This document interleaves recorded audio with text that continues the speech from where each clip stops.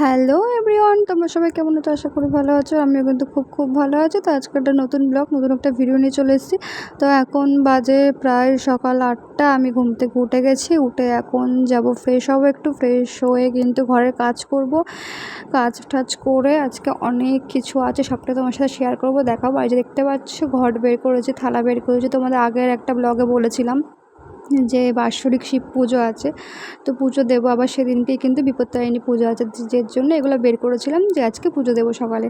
তো দেন এখানে চান ঠান করে রেডি হয়ে গেছে। এখন যাব ফুল আনতে। ফুলমালাগুলো আনা হয়নি, কাল রাতে তোমাকে দেখিয়েছিলাম ফল টলগুলো এনে রেখেছিলাম, বাট ফুলমালাগুলো আনা হয়নি।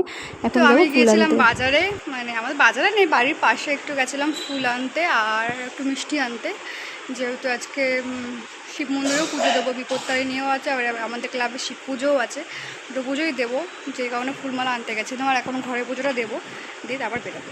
তো ভিডিওটা স্কিপ করবে না, ফুল ভিডিওটা দেখতে পাবো। তারপরে এই দেখো সব কিছু নিয়ে একদম রেডি হয়ে বেরিয়ে পড়েছি। এই যে এখন আমার হাজব্যান্ড কিন্তু ভিডিওটা ধরে দিচ্ছে। এই দেখো আমি সব কিছু নিয়ে বেরিয়ে পড়েছি। এখন আমি দিদির জন্য দাঁড়িয়ে আছি, দিদি আসবে, তারপর যাবো মন্দিরে পুজো দিতে। তো ভিডিওটা দেখতে থাকো, আশা করি ভিডিওটা ভালো লাগবে।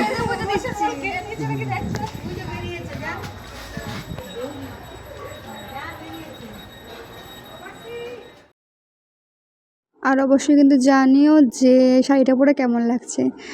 একদম নর্মাল একটা শাড়ি পরেছি, এটা ভালো লাগছিলো সেটা তাই পরেছি। আর দেন এদিকে দেখো আমি কিন্তু মন্দিরে চলে আসছি, আর এদিকে কিন্তু এখন হচ্ছে পুজো মন্দিরের। এই যে দেখতে পাচ্ছ শিব পুজো শুরু হয়ে গেছে, সকাল থেকেই শুরু হয়ে গেছে। প্রায় আমরা এখানে আস্তে আস্তে 12টা বেজে গেছে। আমাদের অনেক কাজ ছিল সকালবেলাটা, সব কাজ টাজ কমপ্লিট করে একবার এসেছি, কারণ যজ্ঞ হবে, বাড়ি যেতে একটু লেট হবে, মানে ঘরে ঢুকতে একটু লেট হবে, যে কারণে একবারে সব কিছু করে কিন্তু দেন এখানে এসেছি, যাতে কোনো প্রবলেম না হয়। এদিকে সব বসে আছি আমরা এখন, মানে শিবের মতো জল ঢালতে কিন্তু এখন অনেক টাইম লাগবে। এদিকে সবাই বসে আছে, মানে পুজো হবে, এদিকে দেখতে পাচ্ছ আমিও বসে আছি ফোন নিয়ে।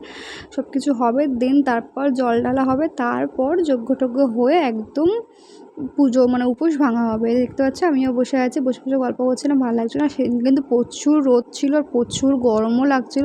তারপর পরেছিলাম শাড়ি, আরও গরম লাগছিলো। এদিকে ছিল দিদি, দেখতে পাচ্ছ সবাই বসেছিলাম, একটা টেবিল চেয়ার নিয়ে সব বসেছিলাম এখানে।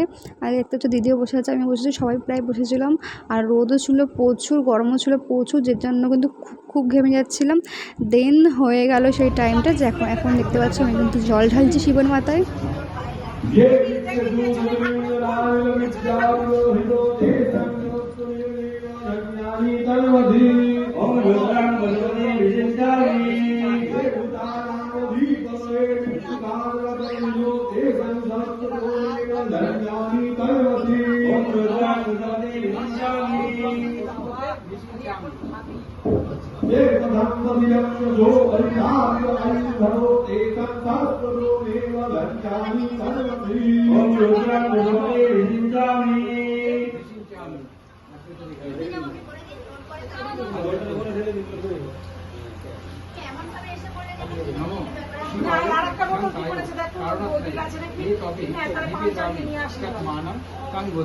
পরমেশ্বর সপরিবারায় বিশ্বেশ্বরায়।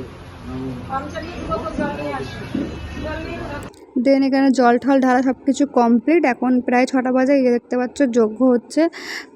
যজ্ঞ হয়ে যাওয়ার পর দেন কিন্তু আমরা বাড়ি যাব। তো আজকের ব্লগটা কেমন লাগলো অবশ্যই কিন্তু কমেন্টে জানিও।